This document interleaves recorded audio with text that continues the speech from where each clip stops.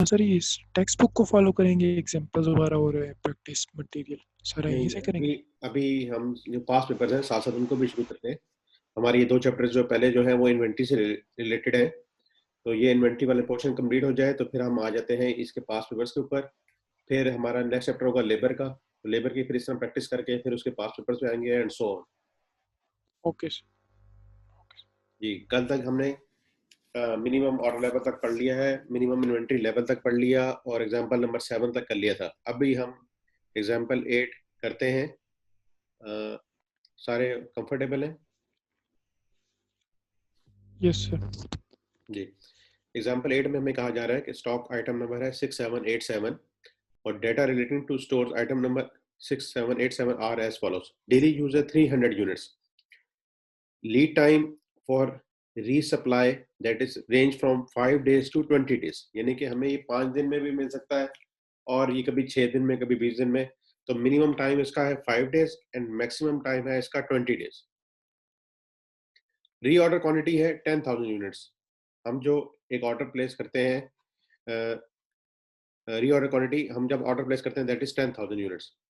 In order to identify the reorder level for this stock item to avoid the possibility of inventory outs, meaning stock out, following calculations would be required। हमें उसमें कहा जा रहा है in order to identify the reorder level, कि reorder हम कब करें। ऊपर जो 10,000 यूनिट्स दिए गए हैं दैट इज रीऑर्डर क्वांटिटी, और यहाँ पे हमसे कहा जा रहा है कि हम डिटरमिन कर रहे हैं रीऑर्डर लेवल। तो इसके लिए हम चाहते भी ये है कि हम स्टॉक आउट ना हो। तो स्टॉक आउट जो कल भी हमने एग्जांपल देखी थी कि अगर हम मैक्सिमम डिमांड के मुताबिक अपनी रीऑर्डर सेट करेंगे तो हम स्टॉक आउट नहीं होंगे, क्योंकि मैक्सिमम डिमांड के ही हमारे पास आ सकती है उस लीड टाइम के दौरान। अब यहाँ लीड टाइम जो है वो 5 से 20 डेज है। तो reorder level to avoid inventory outs वो बनेगा डेली डिमांड, जो डेली हमारी डिमांड हो सकती है दैट इज 300 यूनिट्स, और मैक्सिमम लीड टाइम कितना है 20 days। तो 300 यूनिट्स into 20 days that is 6,000 units. तो जब हमारे पास 6,000 यूनिट्स का इन्वेंट्री लेवल आएगा उस वक्त हम ऑर्डर प्लेस कर देंगे। ये बात बच्चों इसमें है कि हम चाहते हैं कि हम इन्वेंट्री से आउट ना हो, स्टॉक आउट ना हो। तो हमारे पास डेली यूज है 300 का और मैक्सिमम लीड टाइम है 20 डेज, यानी कि 20 दिन भी लगा सकता है सप्लायर। तो हम अपने पास अगर 6,000 यूनिट्स रख लेंगे तो हमें कोई परेशानी नहीं है कि हम स्टॉक आउट हो जाए। This is example number 8। इस पे कोई क्वेश्चन है तो बताएं। यानी हर बात लॉजिकल है, और अगर आपको कोई कंफ्यूजन करती है तो आप बताएं।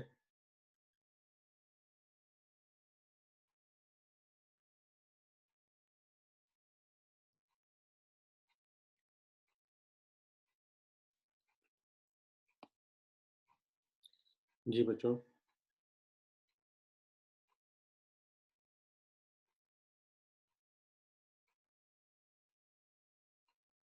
जी, हमने अभी आइटम नंबर एग्जांपल नंबर 8 देखी है। कुछ बच्चे अभी और ज्वाइन कर रहे हैं, कर लें।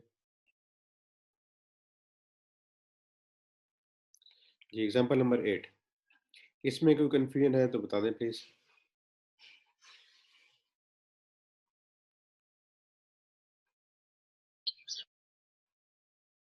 ठीक है बच्चों।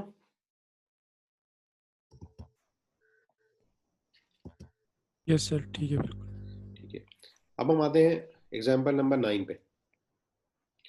एग्जांपल नंबर 9 में हमसे ये कहा जा रहा है कि robin limited imports a high value components for its manufacturing process।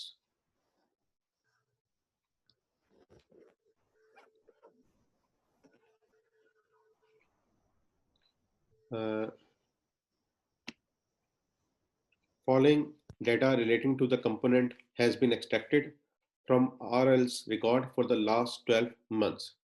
Maximum usage in a month is 300, minimum usage in a month 200, average usage in a month 225 units. अब इन्होंने एवरेज यूजेज खुद आपको दे दी है, अदरवाइज हम क्या करते हैं maximum plus minimum divide by 2, तो वो 225 ना आती बल्कि 250 आती। इन्होंने दे दी, अब हमें इसी पे ही क्वेश्चन को सॉल्व करना पड़ेगा। मैक्सिमम लीड टाइम है 6 मंथ्स और मिनिमम लीड टाइम है 2 मंथ्स। अब यहाँ पे उन्होंने एवरेज लीड टाइम नहीं दिया, तो एवरेज लीड टाइम हम निकाल सकते हैं, वो आगे हमारे यहाँ पे यूज में भी आएगा। तो एवरेज लीड टाइम हो जाएगा बच्चों 6 + 2 = 8 डिवाइड बाई 2 4। तो 4 मंथ्स हमारा एवरेज लीड टाइम हो जाएगा। रीऑर्डर क्वांटिटी की जिस क्वांटिटी का हम ऑर्डर प्लेस करते हैं that is 750 units. It may be just a Q और it may be a EO Q. तो ये हमारे पास डाटा है। वो कह रहे हैं the average stock level for the components would be calculated as follows. अब हमारा एवरेज स्टॉक लेवल क्या होगा? एवरेज स्टॉक हमने कल भी इसके ऊपर बातें की थी कि जब हमारे पास सेफ्टी स्टॉक नहीं होता तो जस्ट रीऑर्डर क्वांटिटी को हम डिवाइड बाय 2 कर देते हैं, क्यू डिवाइड बाय 2 और ईओ क्यू डिवाइड बाय 2। जब हमारे पास सेफ्टी स्टॉक होता है तो safety stock plus half of reorder quantity हमारे पास आ जाती है एवरेज स्टॉक लेवल। अब ये ऐसा कैसे होता है हम इस नीचे वाले एग्जांपल्स में देखते हैं, डेटा में देखते हैं। देखें जी, average stock level is equal to minimum level that is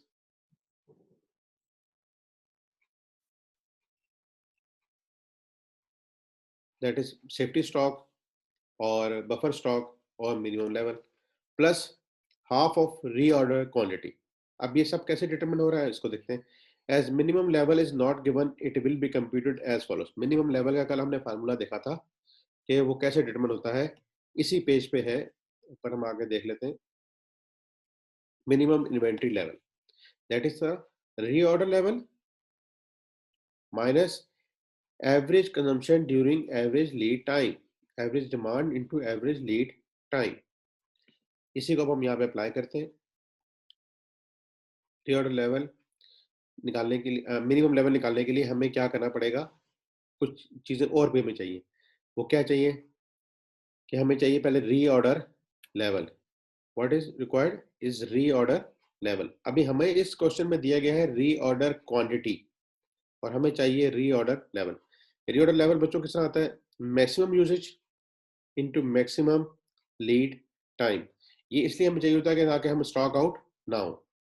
जैसे अभी हमने ऊपर वाले क्वेश्चन में देखा था, ये जो हमने 300 × 20 किया था, तो रीऑर्डर लेवल है 300 हमारी मैक्सिमम यूजेज है, ये क्वेश्चन में दी गई है, और मैक्सिमम लीड टाइम है 6 days, 6 months. Maximum lead time that is 6 months.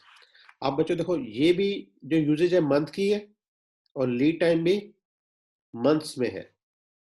तो 300 × 6 1800 यूनिट्स जब आपके पास इन्वेंट्री लेवल पे पहुंच जाएं, यानी कि पहले आपके पास ज्यादा यूनिट्स होंगे, कम होते होते होते होते वो अगर 1800 पे पहुंचेंगे तो आप अगला ऑर्डर प्लेस कर देंगे। तो मिनिमम लेवल के लिए क्या फॉर्मूला था? Reorder level minus average usage into average lead time. इसी पेज पे ऊपर अवेलेबल है। That is 1800 minus average usage जो है हमारी है 225 इनटू एवरेज लीड टाइम, वो हमने कहा कितना आ गया था 6 + 2 = 8 डिवाइडेड बाय 4, 4 × 225 और हमने 1800 से लेस किया तो दैट इज 900।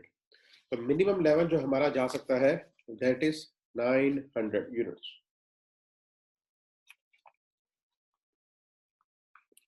ठीक है बच्चों, यहाँ तक बात, क्योंकि हमें फार्मूले में निकालना गया है minimum level plus half of reorder quantity. अब मिनिमम लेवल निकालने के लिए हमें चाहिए था रीऑर्डर लेवल, तो पहले हमने रीऑर्डर लेवल डिटरमिन किया और उसके बाद हम आ चुके हैं मिनिमम लेवल को एक्सट्रैक्ट करके। Therefore, average stock level is equal to 900 plus half of reorder quantity that is 1275 units. तो हमारे पास आ गया है average stock level 1275। That is in example number 9।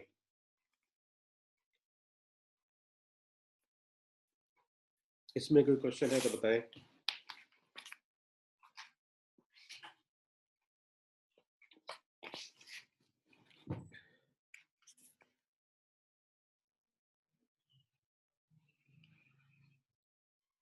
जी बच्चों, ये भी थोड़ी थोड़ी प्रैक्टिस हम करेंगे तो फिर आपको ये फार्मूले ना ज़हन में आते रहेंगे कि किसको किसके साथ मल्टीप्लाई करते हैं, किसके साथ ऐड करते हैं, उसकी लॉजिक समझ आना शुरू हो जाएगी।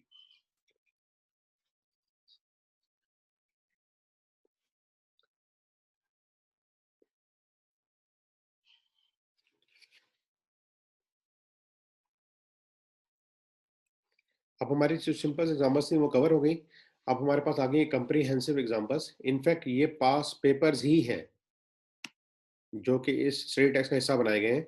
बहरहाल जो करंट पास पेपर्स आए होंगे वो इसका हिस्सा अभी नहीं है, जो लास्ट अटेम्प्ट्स के थे उनको हम इसमें शामिल कर लेंगे। अभी हमारे पास एग्जांपल कॉम्प्रिहेंसिव एग्जांपल है 1। इसको हम देखते हैं कि इसमें हमने क्या-क्या इसमें अंदर फाइंड आउट करना है। ओके जी। Orchid Limited is a trading concern. It is planning to implement economic order quantity model from 1st April 2019. OL deals in 4 products, each of which is purchased from a different supplier. To compute EOQ for one of its products, beta, the following data has been gathered. अब हमारे पास तो 4 products deal होती हैं, अभी हम फिलहाल एक product का कर रहे हैं। हर प्रोडक्ट का आपने बच्चों सेपरेट करना होता है, ठीक है। Actual data for the last year relating to beta.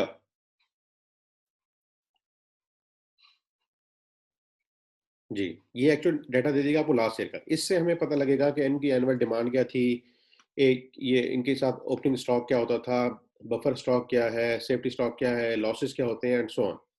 Annual sales है इनके पास 72,000 यूनिट्स। सेफ्टी स्टॉक ये मेंटेन करते थे अपने पास 2,000 units. Transit losses as of percentage of purchases that is 10%। Average holding cost per month, अब यहाँ पे होल्डिंग कॉस्ट बच्चों दी गई है पर मंथ, दैट इज 500,000। और अगर हमें एनुअल निकालनी होगी तो मल्टीप्लाई बाय 12 कर देंगे। Average holding cost per month per unit. अब ये होल्डिंग कॉस्ट जो आपको दी गई है हमें चाहिए होती है पर यूनिट ही, लेकिन ये पर यूनिट भी दी गई है पर मंथ। हमें जब ईओक्यू का फॉर्मूला अप्लाई करना होता है तो हमें लेनी होती है पर एनम। तो अगर हमने पर एनम निकालनी है तो उसको भी मल्टीप्लाई बाय 12 कर देंगे। नेक्स्ट है number of purchase orders issued for beta. हमने पूरे साल के दौरान परचेज ऑर्डर इशू किए हैं 40। सेकंड पॉइंट इसमें Roman 2, total cost of purchase department for the last year amounted to rupees 4.5 million, which include fixed cost of rupees 1.35 million. A total of 100 purchase orders were issued during the last year. अब ये पूरे purchase department की उनकी cost दे दी गई है जो 4 products में deal करते थे। उन चारों क्या जो परचेज हम करते थे वो करते थे एक परचेज डिपार्टमेंट के थ्रू, और उसकी जो एनुअल कॉस्ट है वो है 4.5। इसमें से फिक्स है 1.35। हमने चैप्टर 1 में ये स्टडी किया था कि हमें मैनेजमेंट अकाउंटिंग में सिर्फ डील करना होता है रेलिवेंट कॉस्ट के साथ। रेलिवेंट, अब फिक्स्ड जो है ना वो रेलिवेंट नहीं रहती। फिक्स्ड है, हमारा ये परचेजेस हो या ना हो, ये फिक्स कॉस्ट इनकर्ड होनी ही होनी है। It may B rent, it may B depreciation, it may B salaries of the permanent employees, कि वो परचेज डिपार्टमेंट बंद भी हो जाए तो वो उनको हमने कंटिन्यू करना है, उनकी पेंशन देनी है या सो ऑन। तो सिर्फ हमारे लिए जो रेलिवेंट होगी इस केस में बच्चों वो होगी variable cost, and that is 4.5 million minus 1.35 million. और ये जो वेरिएबल कॉस्ट आ रही है that's two of 100 purchase orders. इस प्रोडक्ट का जो हमारी बीटा है इससे रिलेट करते हैं सिर्फ 40 परचेज ऑर्डर्स, जबकि इस तरीके से हमारे पास कितने आ रहे हैं, हमारे पास वेरिएबल कॉस्ट आएगी and that's of 100 purchase orders. तो हमने निकालनी है अपने जो बीटा के परचेज ऑर्डर्स हैं उनकी कॉस्ट। इसको भी अभी हम जाके देख लेते हैं पॉइंट में। Number 3, projections for the next year. अब ये जो बच्चों बच्चों डाटा था ना ऊपर, ये लास्ट ईयर का था। अब तो हमने अगले साल की प्लानिंग करनी है, हमने मैनेजमेंट अकाउंटिंग में फ्यूचर को देखना होता है, तो उसके मतलब बताया जा रहा है। Projections for the next year, increase in sales volume हमें एक्सपेक्टेड है 25% हो जाएगा। सेफ्टी स्टॉक जिसको पहले हमने मेंटेन किया हुआ था एट 2000 यूनिट्स, हम उसको इंक्रीज करके ले जाएंगे 2500 यूनिट्स में। और सेफ्टी स्टॉक हम बच्चों मेंटेन करते हैं to avoid stock out. Transit losses as of percentage of purchase that is 6%. Earlier it was 10%, अब उसमें कमी आ गई है, that is 6%. Impact of inflation on all cost that is 10%. Last year की जो फिगर्स है हमारे पास अवेलेबल है. अब क्या हो रहा है कि इन्फ्लेशन आई है जिसकी वजह से तमाम जो कॉस्टें हैं, दैट इज परचेजिंग की कॉस्ट, दैट इज होल्डिंग की cost, that is ordering cost, ये सारी 10% इंक्रीज हो जाएंगी. Number 4, closing inventory excluding safety stock varies in line with the sales volume. Closing inventory excluding safety stock, safety stock को तो separately deal करेंगे हम. Varies in line with the sales volume. आप देखें सेल्स वॉल्यूम हमारा 25% बढ़ रहा था, तो हमारी जो क्लोजिंग इन्वेंट्री है अदर देन सेफ्टी स्टॉक, वो भी सेल्स वॉल्यूम के हिसाब से 25% बढ़ जाएगी. उसको भी हम देख लेते हैं. अच्छा जी, EOQ for beta can be calculated as follows. तो अब हमारे सामने कुछ डाटा आ चुका है. अब हम उस डाटा को देखते हैं कि उसको कैसे लेके चलना है. अच्छा जी, पहले जो लास्ट ईयर की सेल्स थी वो थी बच्चों 72,000 यूनिट्स. अब उसमें इंक्रीज हो गया है 25%. तो आपके ख्याल में अब नेक्स्ट ईयर की सेल्स कितनी हो जाएंगी? दैट इज 72,000 इंटू 1.25, तो 90,000 यूनिट जो है हमारे, वो अब हमारी प्रोजेक्टेड सेल्स हो जाएंगी. ओके. अच्छा, फिर हमारे पास ओपनिंग स्टॉक जो था वो हमें डिटरमिन करना है कि वो कितना था. अगर आप देखें कि हमारी होल्डिंग कॉस्ट थी पर मंथ 500,000 और एक यूनिट की कॉस्ट आती थी कितनी? 80. तो 500,000 को जब हम 80 से डिवाइड करेंगे तो पता लग जाएगा कि हमारे पास कितने यूनिट्स हैं. वही हमने यहाँ पे किया, ओपनिंग स्टॉक डिटरमिन कर रहे हैं. 500,000 डिवाइड बाय 80 दैट इज 6250. तो हमारे पास जो स्टॉक पहले से मेंटेन हो रहा है that is 6250.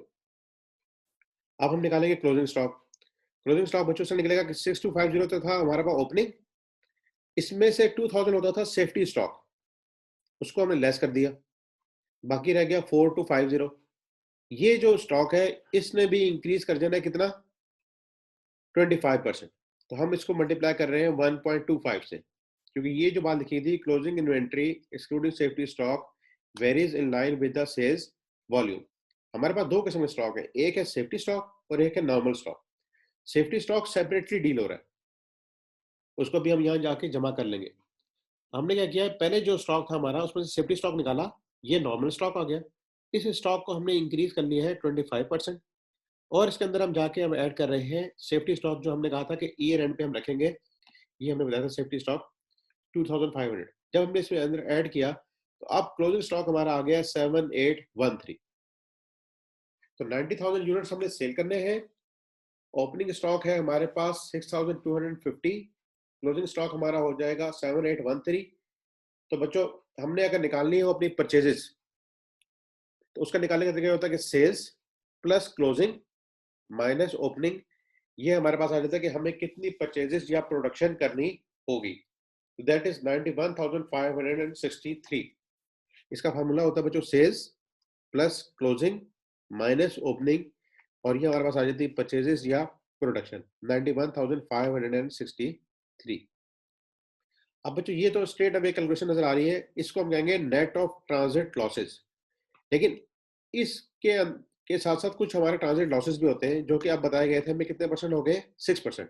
It means this amount is 94%, क्योंकि 6% तो लॉसेस हो जाएंगे.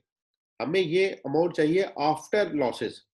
तो अगर हम इसको ग्रॉस अप करेंगे, हम इसको डिवाइड करेंगे 94% से, 0.94 से, तो ये हमारे पास आ रहा है 97,407. हमें परचेजेस करनी पड़ेंगी 97,407 की. इट मींस कि ये है हमारी एनुअल डिमांड, ये है हमारी एनुअल डिमांड. ठीक है बच्चों, यहां तक कुछ कैलकुलेशन समझ आइए? इसमें कोई इशू है तो बताएं.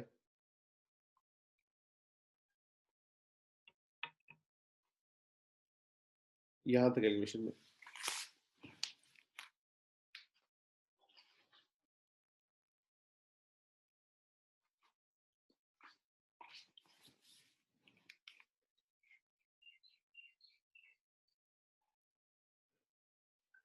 जी बच्चों, आप मुझे सुन रहे हैं?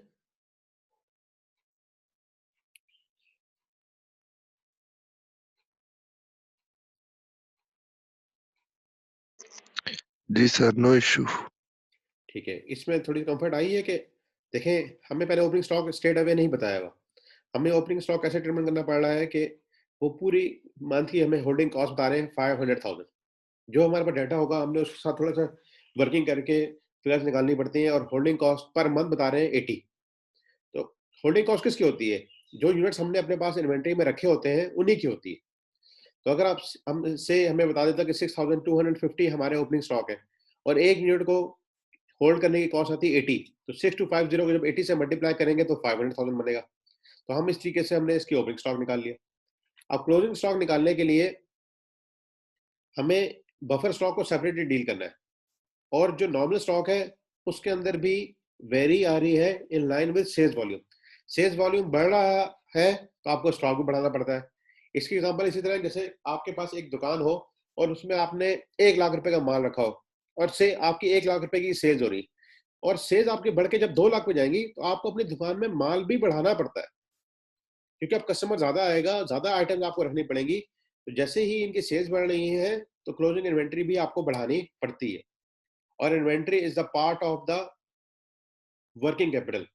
और वर्किंग कैपिटल क्या होता है? करंट एसेट्स और करंट लाइबिलिटीज। करंट एसेट्स में क्या आता है? Cash, account receivable, inventory, prepaids. तो जब सेल्स बढ़ेगी तो हमें अपने वर्किंग कैपिटल को भी बढ़ाना है, और वर्किंग कैपिटल को बढ़ाने से मतलब क्या है कि करंट एसेट्स को भी बढ़ाना है। तो ये वो करंट एसेट्स इस तरीके से बढ़ाए जा रहे हैं, और ये इसकी वर्किंग आ रही है। और हम अभी बजटिंग जब चैप्टर में जाएंगे जाके फिर हम ये भी देखेंगे कि डिजायर्ड प्रोडक्शन कैसे निकालनी है, या प्रोजेक्टेड प्रोडक्शन कैसे निकालनी है। उसके लिए एक सिंपल फार्मूला है, sales plus closing stock minus opening stock.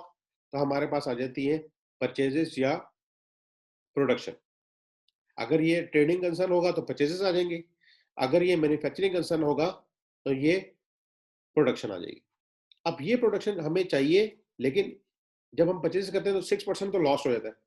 तो अगर हम 97,407 आइटम खरीदेंगे और इसका अगर 6% लॉस भी हो जाए, तो फिर देखो आप बच्चों यही फिगर बनेगी, यानी कि इस फिगर का अगर 94% ले तो ये आएगा।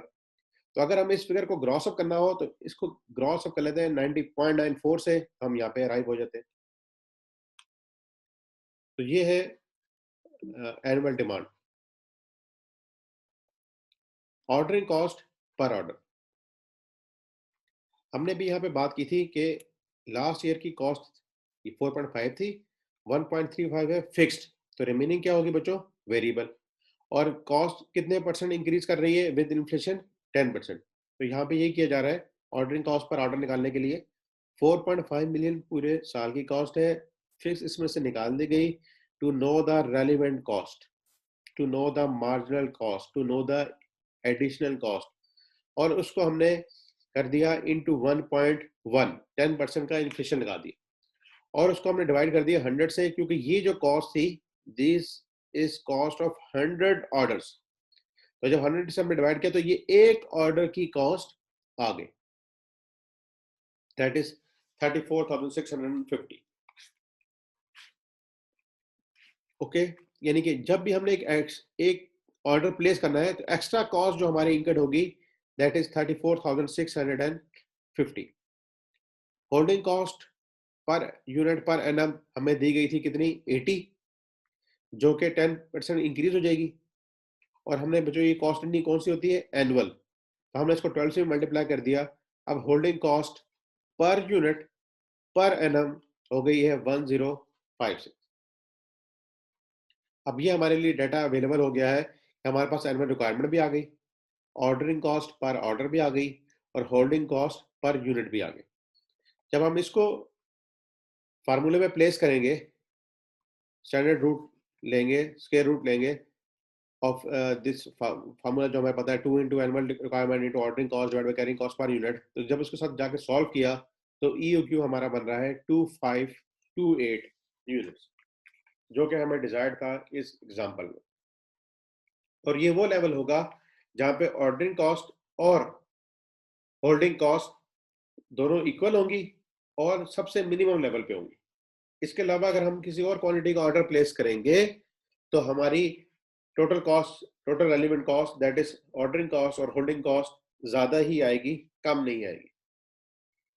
तो ये आपके सामने एग्जांपल है, इसको गो थ्रू हो लें कि ये कैसे कहां से यहां तक हमने इस क्वेश्चन में प्रोसीड किया। एक दफा नजर मार लें, आपके सामने क्वेश्चन आ रहा है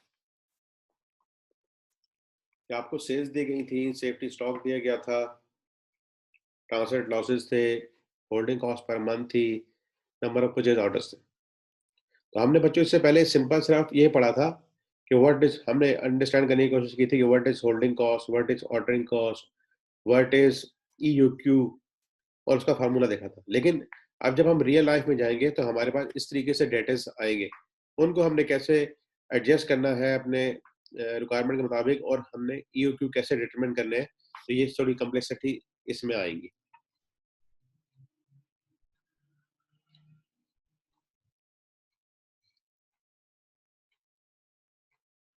तो इसके हिसाब से अगर कोई क्वेश्चन है तो बताएं।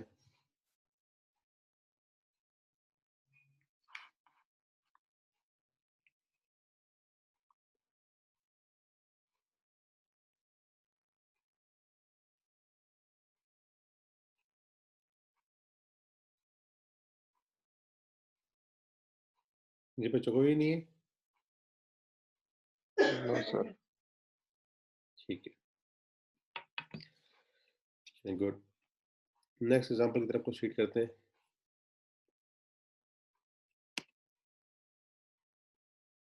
Example number 2।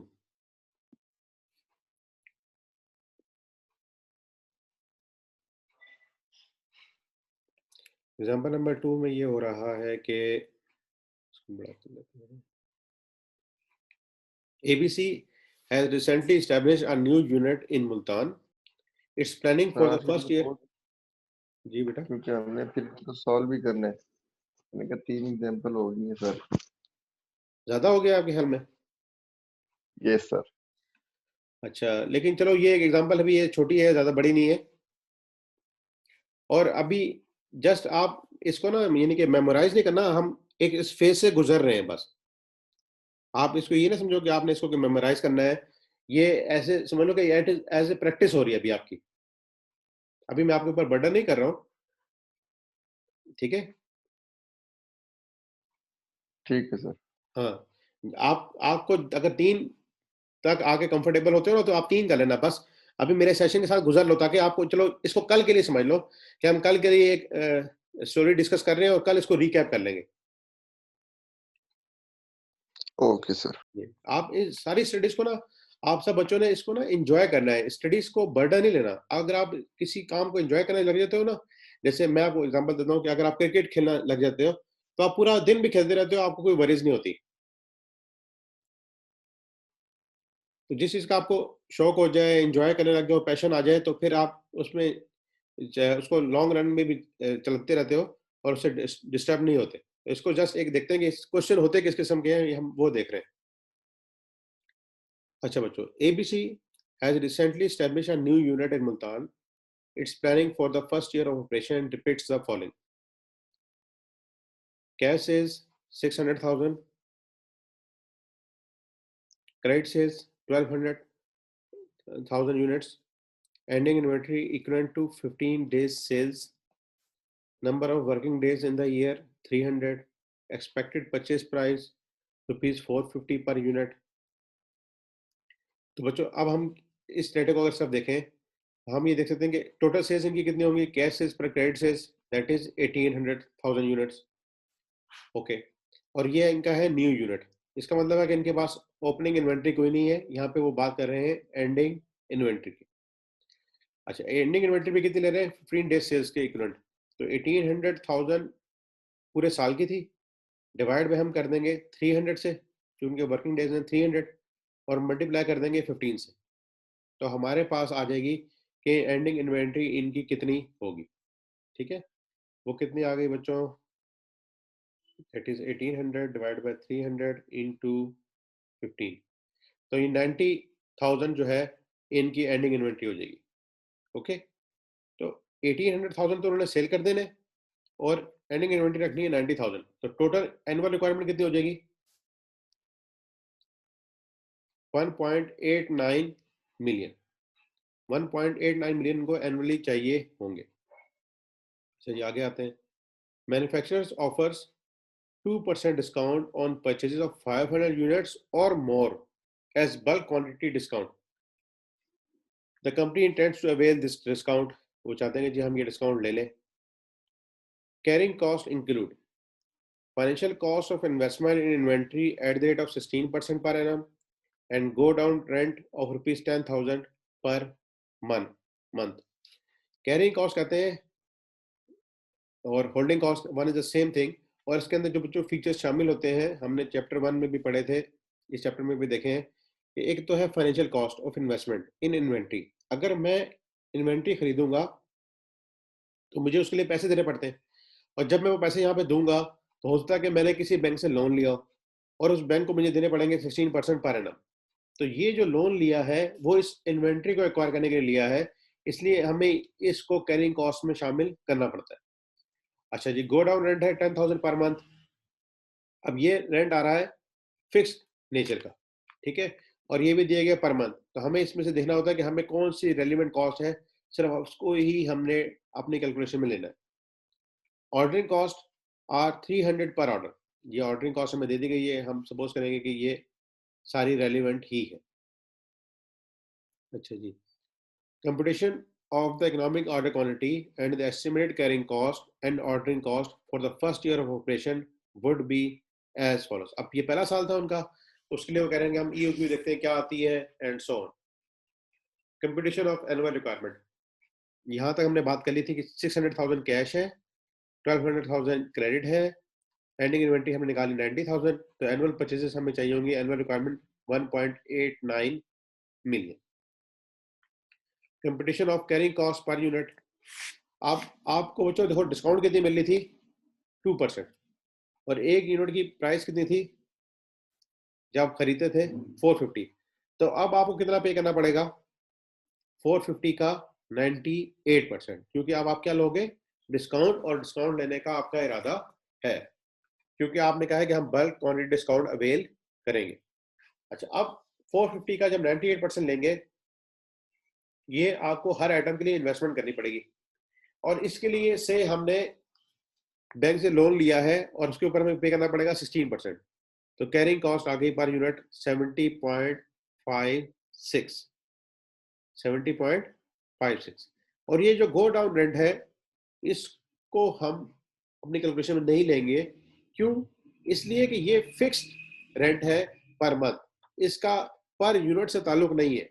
अगर ये पर यूनिट से रेलिवेंट होता फिर हम इसको भी शामिल करते, और ये इंक्रीमेंटल नेचर का होता, एडिशनल नेचर का होता, मार्जिनल नेचर का होता, फ्यूचर में इस ऑर्डर लेने की वजह से इंक्रीमेंट करने पड़ते, इसका इससे कोई ताल्लुक नहीं है। इसके ऊपर थोड़ी सी डिस्कशन हम पहले भी कर चुके हैं, और अगर किसी और को नए स्टूडेंट्स को डिजायर होगी तो हम वो भी कर सकते हैं। बहरहाल ये चीज कवर हो चुकी है चैप्टर के स्टार्ट में, रेलेवेंट कॉस्ट और इररेलेवेंट कॉस्ट में। हमारे पास कैरिंग कॉस्ट आ गई, पर ऑर्डर 300 कॉस्ट हमें दी गई थी, हम EOQ का फॉर्मूला लगाएंगे, that is 2 into annual requirement into ordering cost, that is 300 divided by 70.56, जो भी हमने ऊपर निकाली है carrying cost per unit,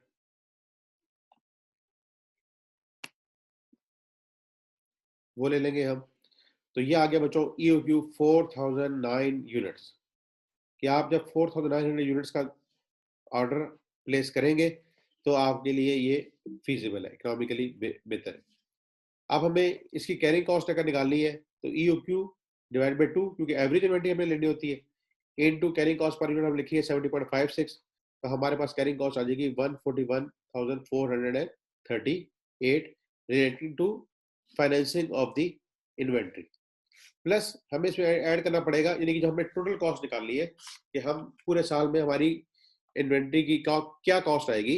go down rent था 10,000 पर मंथ, इनटू 12 किया 120,000 हो गया। टोटल कैरिंग कॉस्ट आपकी इस पीरियड में बनेगी 261,438 जो आपको पे करनी होगी। ऑर्डरिंग कॉस्ट अगर हम निकालना चाहें तो 1890 हमने ऑर्डर टोटल एनुअल रिक्वायरमेंट है। एक ऑर्डर हम प्लेस कर रहे हैं 4,900 यूनिट्स का, इससे हमें नंबर ऑफ ऑर्डर्स आ जाएंगे, इसको मल्टीप्लाई करेंगे 300 के साथ, तो ये हमारे पास टोटल कॉस्ट आ गई 141,432 ऑफ दिस ऑर्डरिंग। तो ये ऑर्डरिंग कॉस्ट है, ये कैरिंग कॉस्ट है, इन दोनों को सम करेंगे तो हमारे पास total cost related to this inventory procurement आ जाएगी। तो ये बच्चों थोड़ा सा एक नया सा क्वेश्चन हो गया कि यहाँ पे हमें कैश सेल्स भी दे दी गई, क्रेडिट सेल्स भी दे दी गई एंड सो ऑन। तो इसको एक दफा रिव्यू कर लें, कोई क्वेश्चन बन रहा है तो मुझे बताएं।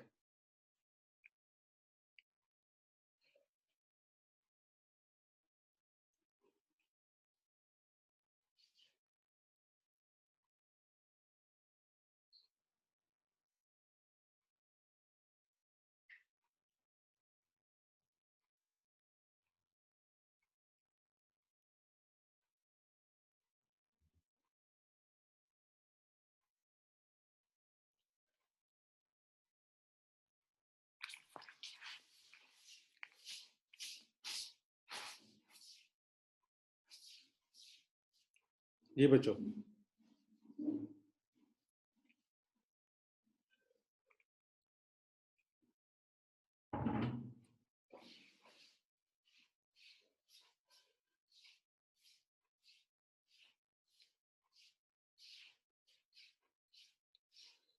तो ये हमारे सामने एक एग्जांपल थी जिसको हमने देखा और आपको पता लगा कि हमने एनुअल रिक्वायरमेंट कैसे निकालनी है, हमने ऑर्डरिंग कॉस्ट कैसे निकालनी है, हमने कैरिंग कॉस्ट में क्या चीज़ लेनी है एंड सो ऑन। ठीक है बच्चों, यस सर। अब आपके साथ हमने जितनी एग्जांपल्स की हैं वन बाय वन, पहले इसी को देख लेते हैं एक दो, आप लोग देखें और देखें कहाँ पे आपको सीक्वेंस नहीं समझ आ रहा, कहाँ पे हम कैसे कैलकुलेशन कर रहे हैं, आप मुझे बताएं।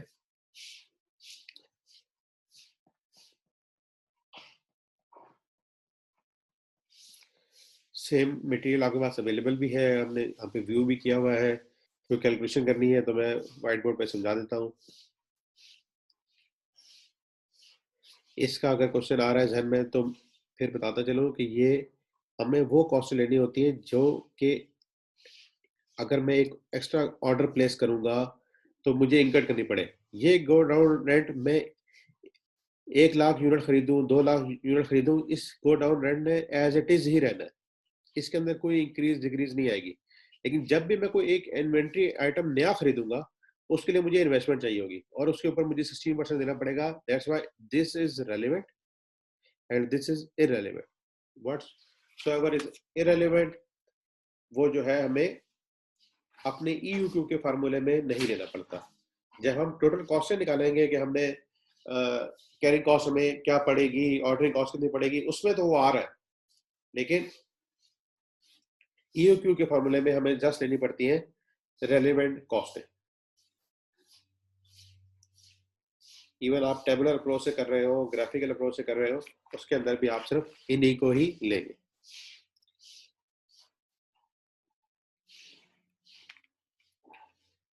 ठीक है बच्चों, तो अभी हम रिकैप कर लेते हैं आज हमने क्या क्या किया है। हमने स्टार्ट लिया था एग्जाम्पल नंबर 8 से। एग्जाम्पल नंबर 8 में हमें ये कहा जा रहा है कि हमने मालूम करना है in order to identify the reorder level, हमें आइडेंटिफाई करना है reorder level for this stock item. और किस किस लेवल पे आइडेंटिफाई करना है, to avoid the possibility of inventory outs, यानी कि स्टॉक आउट हमें ना हो। अगर स्टॉक आउट हमें नहीं करना तो हमें करना पड़ता है बच्चों maximum daily demand into maximum lead time. अब यहाँ डेली डिमांड ना सिर्फ एक तरह की दी गई है, दैट इज 300। तो 300 को हम 20 से मैक्सिमम जो लीड टाइम है हमारा रीसप्लाई के लिए, उससे मल्टीप्लाई किया तो ये आ गया 6000 यूनिट्स। क्योंकि लीड टाइम यहाँ पे दिया गया था, it ranges from 5 days to 20 days. तो 5 दिन में भी माल आ सकता है और 20 डेज में भी आ सकता है। और सपोज करें कि कभी 20 डेज में भी माल ना आए, तो फिर हमें क्या करना पड़ेगा? फिर हम इस सप्लायर की सप्लाई का इंतजार नहीं करेंगे, हम उससे पूछेंगे भाई सप्लाई कहाँ रह गई, क्या हो गया? वो कहते हैं जी कि जी अभी कोरोना आ गया था तो सारी शिपमेंट रोक दी गई है, मोटरवेज बंद हो गई है, एंड सो ऑन। तो फिर हमने तो अपनी फैक्ट्री चलानी है या अपनी दुकान की सेल करनी है।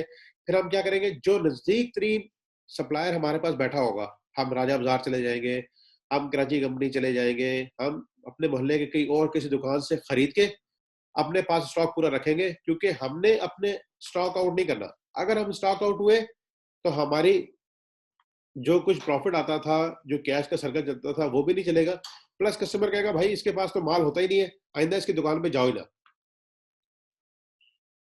तो reorder level to avoid inventory outs या स्टॉक आउट्स, उसके लिए क्या है बच्चों? Maximum daily demand into maximum lead time. अब यहाँ डिमांड सिर्फ एक अवेलेबल थी तो हमने उसी को यूज किया और मैक्सिमम लीड टाइम से मल्टीप्लाई कर दिया, दैट इज 6000 यूनिट्स। इसके बाद हमने एग्जांपल नंबर 9 को देखा और इसमें मुझे कहा जा रहा है कि एवरेज स्टॉक लेवल डिटरमिन करें। एवरेज स्टॉक लेवल, अगर हमारे पास सेफ्टी स्टॉक, बफर स्टॉक ना हो तो सिंपल होता है, reorder quantity divide by 2, divide by 2 करके हमारे पास आ जाता है। लेकिन अगर हमें कोई डाटा अवेलेबल है, हमें देखना होगा कि क्या हमारे पास सेफ्टी स्टॉक भी होता है। तो उसके लिए हमने देखा एवरेज स्टॉक लेवल हमारे पास आएगा सेफ्टी स्टॉक या minimum level plus half of reorder quantity. अब मिनिमम लेवल कैसे निकाला जा सकता है? मिनिमम लेवल के लिए हमने इसी पेज पे ऊपर फार्मूला देखा था, that is reorder level minus average demand into average lead time. ये हमारे पास होता है मिनिमम इन्वेंट्री लेवल। अच्छा बच्चों, अब मिनिमम इन्वेंट्री लेवल निकालने के लिए हमें पहले निकालना पड़ेगा रीऑर्डर लेवल। और रीऑर्डर लेवल क्या आता है? अभी हमने ये एग्जांपल में यहाँ पे भी देखा कि maximum usage into maximum lead time. अब मैक्सिमम यूजेज इन्होंने दी है महीने में 300 यूनिट्स और मैक्सिमम लीड टाइम है 6 मंथ्स। 300 इंटू 6 किया तो 1800 units is our reorder level. Reorder level कि हम कब ऑर्डर प्लेस कर दें, कितने यूनिट्स हमारे पास स्टॉक में रह जाए कि हम अगला ऑर्डर प्लेस करते हैं, वो हमने देखा है, दैट इज 1800 यूनिट्स। अब मिनिमम लेवल निकालने का फार्मूला हमने देखा है अभी, reorder level minus average consumption into average lead time. Reorder level हो गया 1800 माइनस एवरेज यूजेज है हमारे पास 225 यूनिट्स, क्वेश्चन में दी गई है। अगर क्वेश्चन में ये ना दी जाए, मैक्सिमम मिनिमम का हम एवरेज निकालते हैं और फिर वो यहाँ पे यूज करेंगे और मल्टीप्लाई करेंगे एवरेज लीड टाइम से। एवरेज लीड टाइम भी हम यहाँ पे नहीं दिया हुआ, तो हम मैक्सिमम और मिनिमम के करके इसका एवरेज निकालेंगे, दैट इज 4 आ जाएगा। 4 को 225 से मल्टीप्लाई किया, that is 900। 1800 minus 1900, that is 900 units is the minimum level कि हमारा स्टॉक कम से कम यहाँ तक जब पहुंचेगा तो हम अलार्म हो जाएंगे कि हमारा डेंजर जोन शुरू होने वाला है। तो फिर एवरेज स्टॉक लेवल आ जाएगा बच्चों, minimum level plus half of reorder quantity. There is a difference between reorder quantity and reorder level. Reorder quantity है कितनी क्वांटिटी का हम ऑर्डर देते हैं, और रीऑर्डर लेवल है कि जब हमारा स्टॉक कितना रह जाता है हम अगला ऑर्डर प्लेस कर देते हैं, ताकि लीड टाइम के दौरान हमारी कंजम्पशन होती रहे और जब ही लीड टाइम पूरा हो तो अगला माल हमें मिल जाए। तो यहाँ पे एवरेज स्टॉक लेवल आ रहा है 1275 यूनिट्स। इसके बाद हमने एग्जांपल नंबर 1 देखी, इसको आप थोड़ा सा रिव्यू कर लें।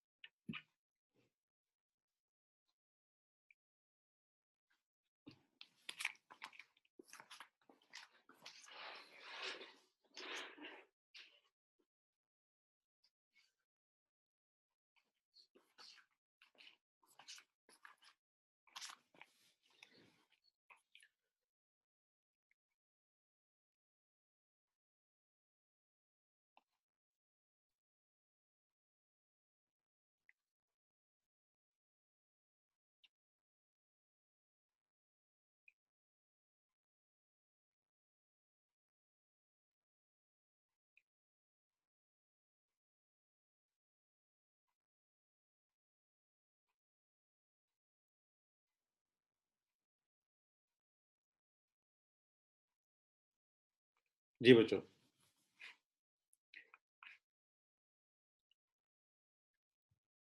हमें क्वेश्चन में अंदर क्या क्या चीजें निकालनी है, हमें ये ध्यान में रहे कि ईयूक्यू के फार्मूले में जो चीजें यूज होती हैं उन्हीं को ही हमें मालूम करना है।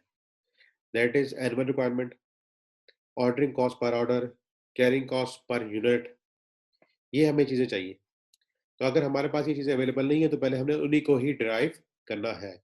वन बाय वन इस क्वेश्चन में यही किया गया है आपके सामने कि एनुअल डिमांड मालूम की गई, फिर ऑर्डरिंग कॉस्ट पर ऑर्डर मालूम की गई, फिर होल्डिंग कॉस्ट पर यूनिट मालूम की गई और उसको ईयूक्यू के फार्मूले में प्लेस कर दिया गया और ईयूक्यू की क्वांटिटी मालूम कर ली गई। तो उसको देख लेते हैं कि कैसे क्या सब कुछ किया गया कि सेल्स थी पहले 72,000 और इस दफा उसके अंदर इंक्रीज आ रहा है 25% का, तो वो हो जाएंगे 90,000। अब हमारे पास जो पहले से स्टॉक है उसको कैसे डिटरमिन किया कि 500,000 हमारी होल्डिंग कॉस्ट आती है और एक यूनिट की कॉस्ट है 80, तो कितने स्टॉक हमने रखा होगा, दैट इज 6250। और इस स्टॉक के अंदर बफर स्टॉक भी शामिल है, सेफ्टी स्टॉक, उसको इसमें से निकाला, ये बाकी रह गया 4250, उसको भी 25% इंक्रीज कर दिया और अब सेफ्टी स्टॉक हो चुका है 2500, तो वो उसके अंदर ऐड कर दिया। तो अब हमें क्लोजिंग स्टॉक इतना मेंटेन करना है, ओपनिंग ये है और साल सेल हमने ये करनी है, तो इसका मतलब है कि हमें आइटम चाहिए 91,563 and that is arrived after 6% loss. It means this amount is 94% and whose amount is 94%, that is 97,407।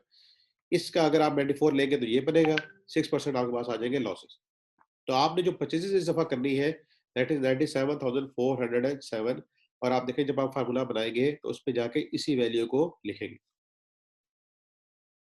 इसके बाद हम आएंगे कि ऑर्डरिंग कॉस्ट पर ऑर्डर, हमने यहाँ कौन सी लेनी होती है बच्चों, cost variable cost only, relevant cost, और वो कैसे ड्राइव हो रही है, 4.5 मिलियन पूरे साल की टोटल कॉस्ट थी, उसमें से फिक्स कॉस्ट निकाल दी, बाकी रह गई वेरिएबल, और इस वेरिएबल में इंक्रीज आ रहा है 10% का, और ये थी 100 ऑर्डरों की कॉस्ट। हमने निकालनी है ordering cost per order, divide by 100 कर दिया तो पर ऑर्डर कॉस्ट होगी है 34,650।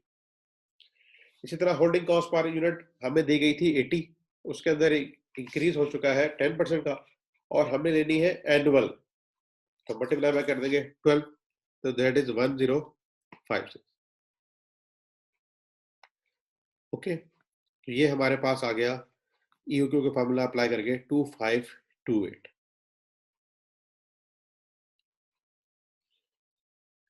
फिर हमने ये एग्जांपल देखी, इसमें भी हमने वही करना है कि एनुअल रिक्वायरमेंट मालूम करनी है, ऑर्डरिंग कॉस्ट देखनी है, कैरिंग कॉस्ट देखनी है and so on. Annual requirement मालूम करने के लिए हमने ये काम किया बच्चों के कैश से 600, क्रेडिट से 1200, टोटल होगी 1800, ये तो सेल हो जाएगी और एंडिंग इन्वेंटरी हमने रखनी है 15 डेज के इक्विवेलेंट और डेज भी यहाँ बता दिए गए 300। जब आपको डेज ना बताए गए तो आप 360 डेज लेते हैं, लेकिन इस क्वेश्चन में बता दिए गए थे तो 300 डेज ले लेंगे, या वीक्स बता देगा। तो 1.8 मिलियन डिवाइड बाय 300 इंटू 15 किया तो ये इन्वेंटरी हमें चाहिए। तो आप देखें इसमें ओपनिंग नहीं थी, तो सेल प्लस क्लोजिंग हमने जस्ट किया, ओपनिंग जीरो है, तो 1.89 मिलियन हमें परचेजेस करनी पड़ेगी और यहाँ पे कोई ट्रांजिट लॉसेस वगैरह का कोई जिक्र नहीं है। तो ये हमारी एनुअल रिक्वायरमेंट आ गई, इसको हम यहाँ पे जाके प्लेस करेंगे। ऑर्डरिंग कॉस्ट उन्होंने 300 पर ऑर्डर दी हुई है, वो हमने रख दी। कैरिंग कॉस्ट पर यूनिट हमने निकालनी है, एक आइटम की परचेज प्राइस है 450, ये ऊपर हमें दी गई है और इसके ऊपर हमें मिलेगी 2% डिस्काउंट, तो 450 का 98% इनफैक्ट हमें पे करना पड़ेगा, इन्वेस्ट करना पड़ेगा, और इन्वेस्टमेंट के लिए हमें से बैंक से लोन लेना पड़ता है 16%। तो हमें जो कॉस्ट करेगा कैरिंग कॉस्ट दैट इज 70.56। इसके बच्चों दो बातें हैं, या तो 16% में बैंक से लोन लिया, या हमारे पास अपना पैसा काफी पड़ा हुआ था, हम चाहते थे उसको बैंक में 16% में रख देते या किसी और प्रोजेक्ट में इन्वेस्ट कर देते। अब जब हम इस इन्वेंट्री में इन्वेस्टमेंट करेंगे तो वहां पे इन्वेस्टमेंट नहीं कर सकेंगे, तो ये बन जाएगी हमारी अपॉर्चुनिटी कॉस्ट। एक पैसा मेरे पास था, या तो मैं इस इन्वेंट्री में इन्वेस्ट कर दूं, या मैं इन्वेस्ट कर दूं किसी बैंक में या किसी और प्रोजेक्ट में, और वहां से मैं कमा सकता 16%। जब मैं इन्वेंट्री में इन्वेस्ट करूंगा तो वहां पे इन्वेस्ट नहीं कर सकूंगा, जब वहां पे इन्वेस्ट नहीं किया तो 16% अर्न नहीं कर सकता, तो वो 16% मेरा क्या हो गया, लॉस हो गया। That is opportunity cost for me, और वो 16% यहाँ पे आ जाएगी। तो इसके दो जाविये हैं इसको अंडरस्टैंड करने के। तो ये 70.56 बन गया। एक साथ जब इसको सॉल्व किया तो ये 4900 यूनिट्स की हमारी EOQ आ गई। और ये जो 16% वाली बात आपको बता रहा हूँ, ये ऊपर भी यहाँ पे एक्सप्लेन की गई है, जो मैं 2 पॉइंट्स अभी आपको बताए इस चैप्टर में शुरू में। मैं आपको रेफर करता हूँ जो नए नए बच्चे हैं, ताकि उनको ये पॉइंट समझ आ जाए।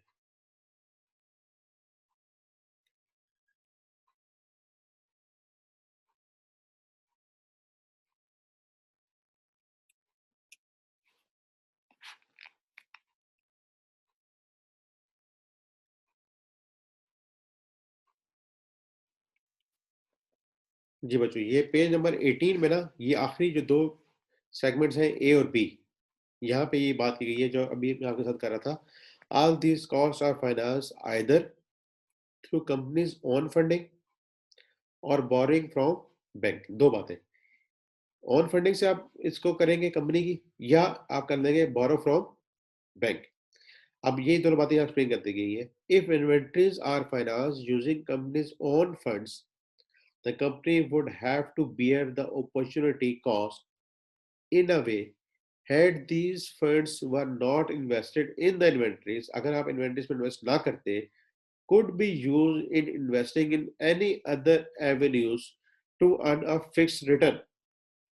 The gain so foregone shall be treated as the opportunity cost.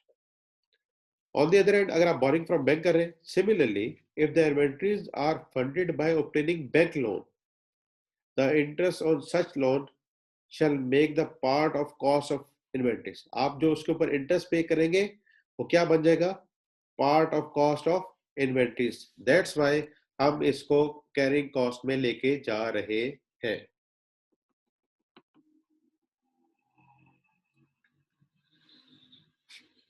Carrying cost में हम देखें 16% को लेकर गए, और इसके बाद हम अपनी एस्टिमेट कैरिंग कॉस्ट निकालेंगे, एस्टिमेट ऑर्डरिंग कॉस्ट निकालेंगे, और ये आज तक का हमारा लेक्चर। मैं सारी चीजें पढ़ी और एक दफा रिवाइज भी कर ली। जी बच्चों बताएं, एहसानुल्लाह कुछ कहना चाहते हैं?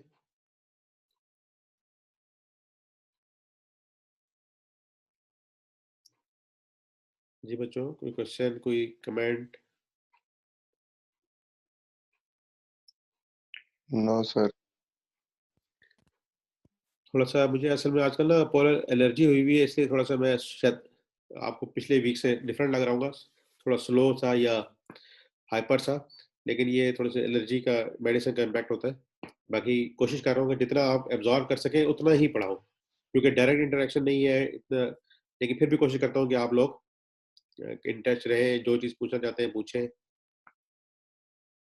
सर मुझे ये नहीं लगता कि इस चैप्टर के लिए हमें थोड़ी और ज़्यादा बेसिक्स जानना लाजमी थी?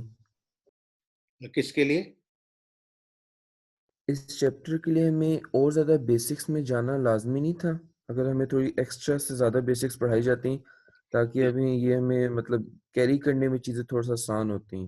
ठीक हो गया। मैं देखें आपको अपनी जो एक्सप्लेनेशन दे रहा हूँ, बिसाइड्स दिस स्टडी टेक्स्ट में भी सारी बातें मुकम्मल लिखी गई है जिसकी आपको जरूरत है। जो एसेंशियल मैं नहीं समझता, मैं आपके टीचर एज ए टीचर के जो आपको इसके लिए चाहिए था वो कंटेंट सारे दे दिए।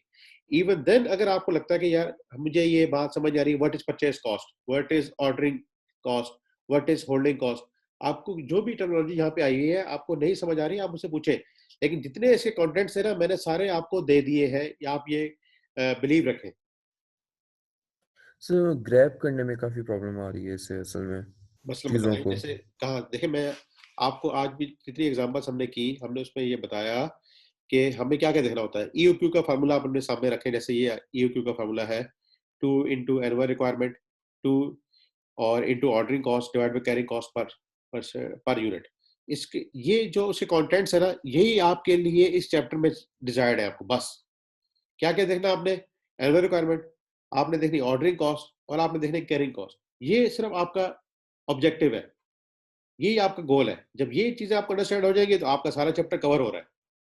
इसके अलावा अगर आपको कल जो हमने प्रोबेबिलिटी का किया है, प्रोबेबिलिटी सेम बच्चों इसी तरह है जैसे वेटेड एवरेज होती है, आपने वेटेड एवरेज निकालना सीखी भी होगी, सेम वही चीज होती है। हमने क्या क्या किया था, 70 भी थी, 80 भी थी, 90 भी थी, 100 भी थी, हमने उसकी एक एवरेज निकाली है, दैट इज 90, और उसके मुताबिक उस क्वेश्चन को किया है, नथिंग एल्स।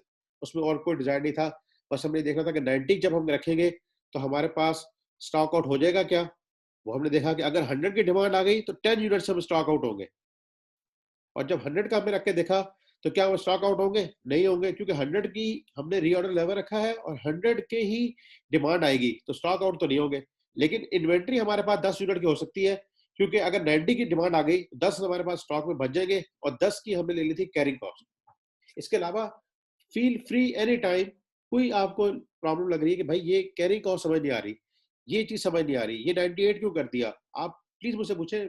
मेरे ख्याल से और मेरे अपने जो टीचिंग का अपना जितना एक्सपीरियंस है, कि आपको सारे कंटेंट्स के कवर करके दे दिए गए, और मैं आपको इसी स्टैंडर्ड टेक्स्ट से पढ़ा रहा हूँ और इसके बाहर से कोई चीज नहीं पढ़ा रहा, ताकि आपके पास एक reference book full time available हो।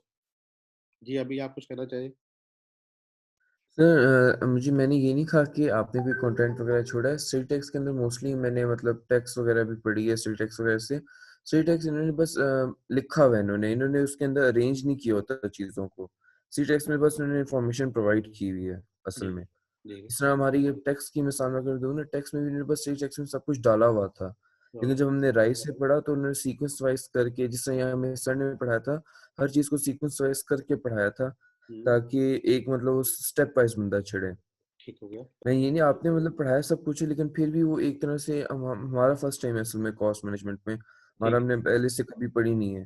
जी तो जी। चीज़ों को ग्रैब करने में काफ़ी ज़्यादा प्रॉब्लम आ रही होती है। मतलब ये कि अच्छा यार, ये स्टेप अगर हो जाए, इसे अरेंज कैसे करना है, इसका फ़ॉर्मूला क्या यूज़ होगा, फॉर्मेट क्या यूज़ होना चाहिए, ठीक है? मतलब चीज़ को अगर हमने शो करना है तो फॉर्मेट क्या उसे दिखाएँगे हम। तो ये चीज़ें असल में अगर फॉर्मेट समझ आ जाए ना, तो बंदे को ग्रैब करना आसान हो जाता है चीज़ का। ठीक हो गया, मैंने आपका हमें पॉइंट असल नोट में कर लिया। फॉर्मेट नहीं पता चल रहा होता। अच्छा ठीक है। फॉर्मेट पता चल जाए तो फिर फॉर्मूला कैसे अंदर पुट करना है, क्या क्या रिक्वायरमेंट्स है किस फॉर्मूले को पुट करने की, ठीक हो वो गया, असल में सारी प्रॉब्लम्स वगैरह ठीक आ है, मैं रही आपका हैं। पॉइंट समझ गया।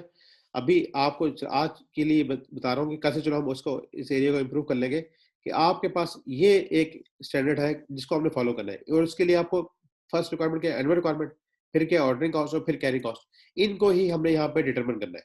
यहाँ पे यही सीक्वेंस है, यही तरीकेकार है। ठीक है, मैंने आपको पॉइंट ले लिया। कोई और बच्चा कुछ कहना चाहता है? आमना कुछ कह रही थी।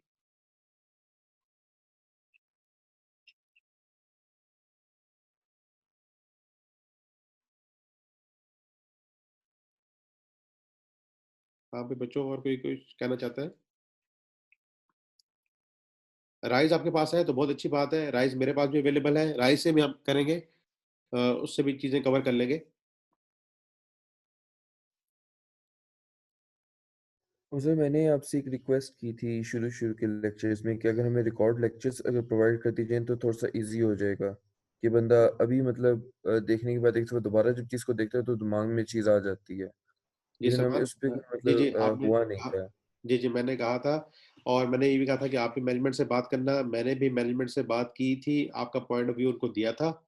तो चलो मैं दोबारा भी वाइस प्रिंसिपल साहब हसन साहब जो हैं उनसे दोबारा बात कर लूंगा, क्योंकि उनका ये था कि ये उनका प्रोप्राइटरी राइट है, अगर आपको ये दे दी जाएंगे तो ये आगे सर्कुलेट होना शुरू हो जाएंगे। तो इस सिलसिले में मैं एक दफ़ा दोबारा भी उनसे बात कर लेता हूँ, देखता हूँ उनका क्या पॉइंट ऑफ व्यू है। जी आसिफ भाई। सर एक मुख्तसर टाइम के लिए हमें अगर वो कर देना अवेलेबल, मतलब एक फिक्स टाइम के लिए, ताकि हर कोई उस टाइम पे ना, मतलब सबसे मशवरा करने के जी बाद उस टाइम पे लॉग इन होके वो देख ले उधर से। हाँ, कम से कम ये कर दिए, जैसे जुम्मा हफ्ता हमारी क्लास नहीं है तो उस टाइम पे रिकैप चला दें उसका। यस सर, ऐसे भी हो सकता है। हाँ जिस चलो बंदे मैं ने बात, जो लेक्चर मिस किया है वो वहां से जाके देख ले। ठीक है मैं बात करता हूँ। जी आमना।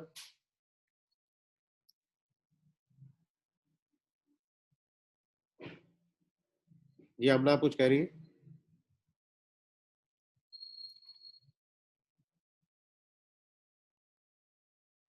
हेलो।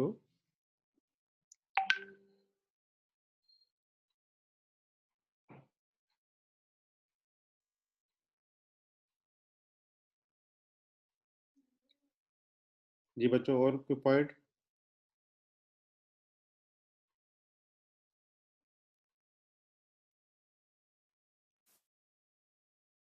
जी आमना, कुछ कहना चाहती हैं नहीं आप? सर।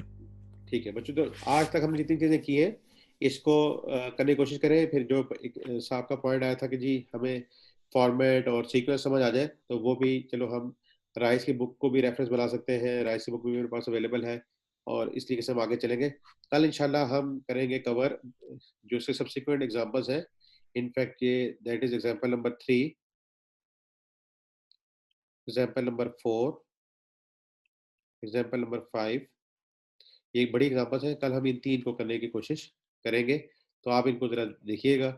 और बेशक इसका सॉल्यूशन ना देखें, पहले पहले आप सिर्फ क्वेश्चन पढ़ के देखें कि आपको इसमें क्या समझ आ रहा है, क्या डेटा है, क्या नहीं। फिर जब आप क्वेश्चंस के पॉइंट्स नोट डाउन कर लें, फिर आप देखें कि आप हमने इसमें क्या-क्या बातें, कैसे सॉल्यूशन की तरफ जा रहे हैं, तो आपको कंफर्टेबल हो जाएगा। अच्छा सर, वन जी, मोर थिंग सर। जी, जी। सर वो आईकेप की अपडेट आ गई है कि जो अगस्त के पेपर में हम अपने टाइम पर होंगे। ठीक हो गया। तो जो हमारी ये 4 डेज हो रही है क्लास एक वीक के अंदर, मतलब हमारे 3 डेज प्रॉपरली ज़ाया हो रहे हैं, जी, जी, सही है। उसमें कोई क्लास नहीं हो रही। तो काइंडली अगर 6 डेज अ वीक क्लास हो जाए तो ज़्यादा बेटर नहीं है, जी, जी, क्योंकि पहले बिल्कुल बहुत आपने ज़्यादा ये टाइम एक तरफ से वेस्ट जी, हो जी, ये गया। पॉइंट पहले भी रेज़ किया था। यही मैंने एहसन साहब को, हसन साहब को भेजा था कि आप इसको कंसिडर करें। चलो अब ये अपडेट आ गई है, तो डेफ़िनेटली वो खुद भी इस पे और ज़्यादा कंसर्न हो जाएँगे, और क्लासेस इंक्रीज़ कर दी जाएँगी, या टाइमिंग थोड़ा-सा हो सकता है, क्योंकि अब तो ऑनलाइन ही क्लासेस हैं, तो घंटे की जगह 1.5 घंटे की क्लास भी हो सकती है। मैं उनसे बात कर लेता हूँ। ये दोनों बातों को इंशाल्लाह अपडेट आपको दे दूँगा। ठीक हो गया sir, thank you. Thank you जी। और किसी ने कोई बात करनी है?